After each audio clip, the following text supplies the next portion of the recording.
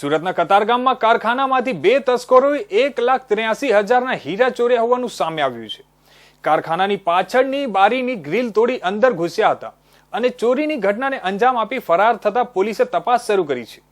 સુરતનો હીરા ઉદ્યોગ મંદીનો માર સહન કરી રહ્યો છે, તો બીજી તરફ હીરાના કારખાનામાં ચોરીની ઘટનાઓ વધી રહી છે।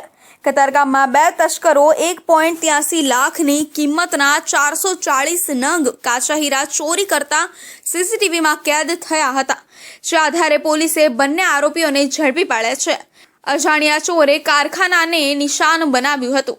મૂળ ભાવનગર જિલ્લાના વલભીપુર તાલુકાના વતની અને હાલમાં સુરતના કતારગામ વિસ્તારમાં ડભોલી રોડ પર રહેતા જેમીશ શંભુભાઈ ગાભાણી જેમીશ કતારગામ વિસ્તારમાં હીરાનું ખાતું ધરાવે છે। ગત 28 ઓગસ્ટના રોજ રાત્રે 1:45 વાગ્યાના અરસામાં તેઓનું કારખાનું બંધ હતું, ત્યારે અજાણ્યા ચોરે તેમના કારખાનાને નિશાન બનાવ્યું હતું।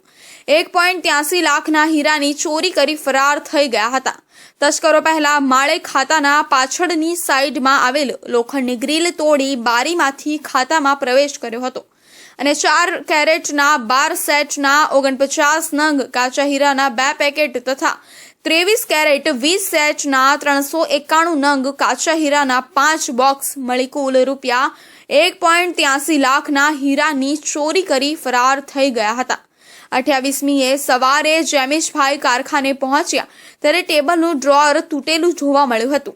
સીસીટીવી ચેક કરતા 28મીએ મધરાત્રે 1:45 વાગ્યે 2 ચોર કારખાનાની પાછળની બારીની ગ્રીલ તોડી અંદર આવતા અને ડ્રોઅર તોડી હીરા ચોરી લઈ જતા દેખાઈ આવ્યા હતા। આ મામલે કતારગામ પોલીસમાં ફરિયાદ નોંધાવી છે। કતારગામ પોલીસે અજાણ્યા ચોર સામે ઘરફોડ ચોરીનો ગુનો દાખલ કરી વધુ તપાસ હાથ ધરી હતી। પોલીસે સીસીટીવીના ફૂટેજના આધારે બંને તસ્કરોને પકડવા કવાયત હાથ ધરી છે।